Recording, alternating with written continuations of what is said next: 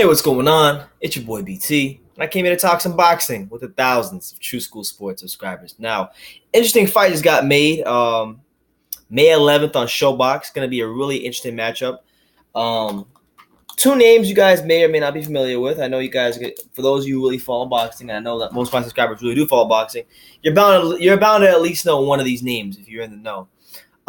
May 11th, it was announced that Devin Haney will be having the first real step up fight of his career, and he'll be taking on Mason Menard. You guys may remember Mason Menard, who fought him a number of times on ShowBox. You know, he fought Ray Beltran for the world, I believe, was it for a world title?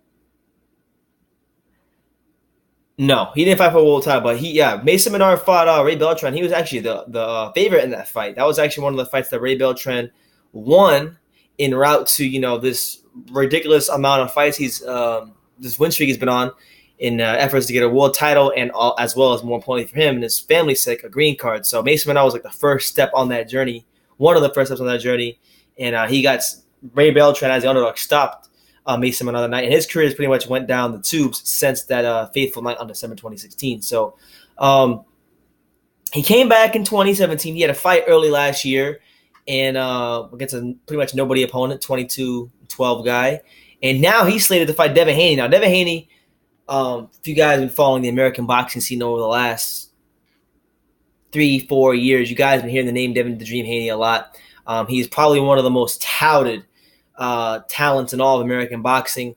His name really began to take prominence when the Dante's Boxing Nation uploaded that one sparring session between him and silver medalist Shakur Stevenson. Shakur Stevenson was giving him that work, but it was a good sparring session to really showcase the talent of both of those guys. And it's good to see Devin. Devin Haney, only 19 years old. He turned pro. Devin Haney's been pro for roughly, a year and some change now? Let me see. Devin Haney turned pro in his first fight was – actually, it's been longer. So Devin Haney's actual first pro fight was December of 2015. So it's actually been longer than that. But for those of you guys who don't know, Devin Haney, this will actually be Devin Haney's 19th fight. His 19th fight before the age of 20. So obviously, Devin Haney, for those of you who don't know his story, Devin Haney, he kind of found a loophole after turning pro. He got his boxing license and turned pro in Mexico. So a lot of his fights were in Mexico until he turned 18. And now, this is a very good step up for him, fighting a guy in Menard who is at a solid level, but isn't too high of a level for him. I think it's just the right level for him.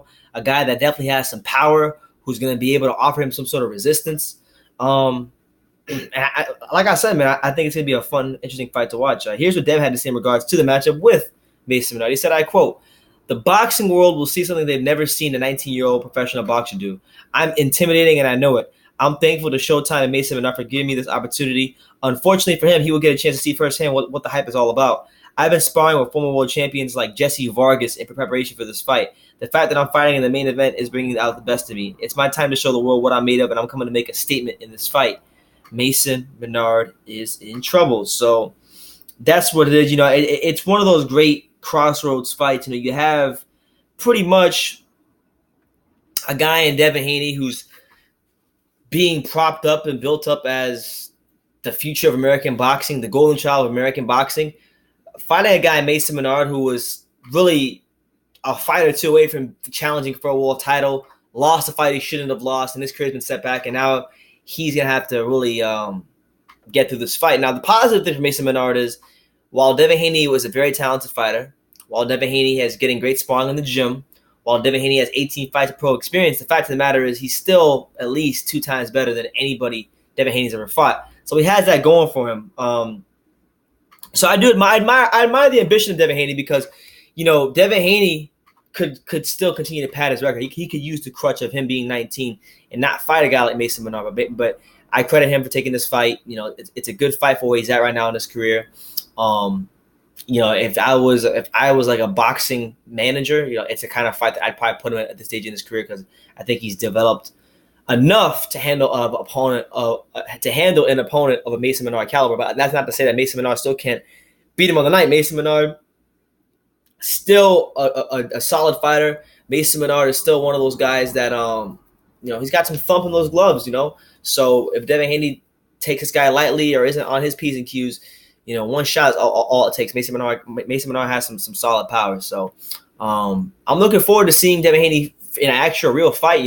He's been doing all these fights on his little YouTube channel, Devin Haney TV and whatnot, and he's been fighting a bunch of club fighters from Mexico, overmatched opponents. But it's going to be good to finally see the character behind this kid, because I've seen video after video of Devin Haney beating up people in sparring, beating up club fighters in Mexico, and anybody can look, any talented fighter can do that, but I want to see how he does against a good, seasoned, experienced professional fighter like a Mason Menard, a guy that solid contender type of a fighter. So we'll see what happens. Devin Haney fighting May 11th on ShoBox.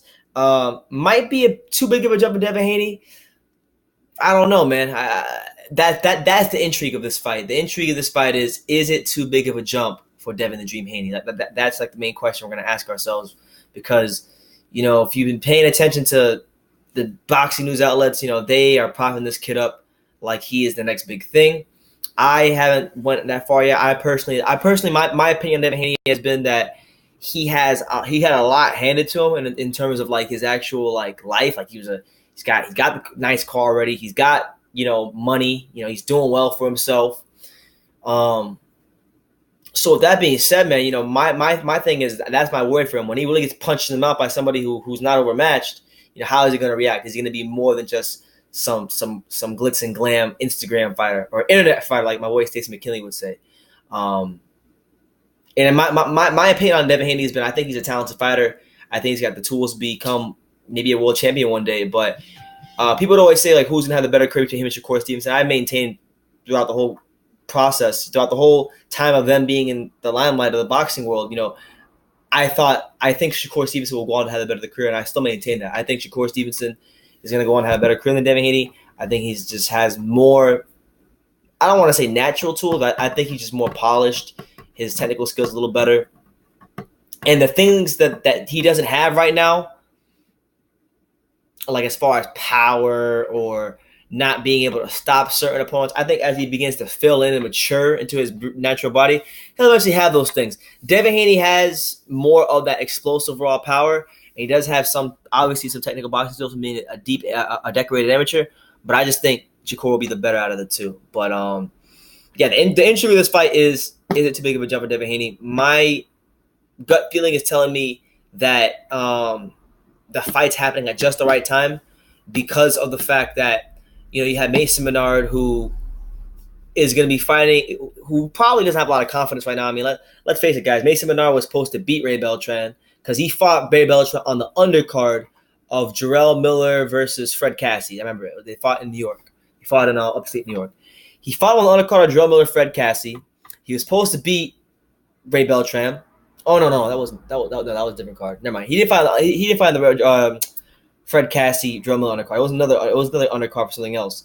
But regardless of the fact, he was supposed to beat Ray Beltran, and he was supposed to cruise his way into getting a world title shot, and that's not what happened. He went in there and he got utterly iced by Ray Beltran, and he took one fight last year against a no-hoper opponent to get his confidence back up, and it's been, by the time they fight, it'll be over a year layoff. So you're fighting, so you got to take into account, you're a guy who isn't too far removed from your last loss, from the last loss of your career. You've only fought one time in the last year and some change, and you're fighting a guy in Devin Haney. I mean, Devin Haney is probably one of the most active American fighters right now.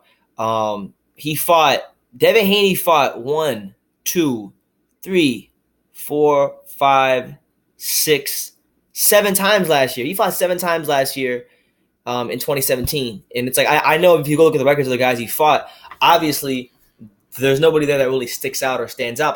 But what I'm trying to get at is he is staying sharp. He's staying active, and those things matter.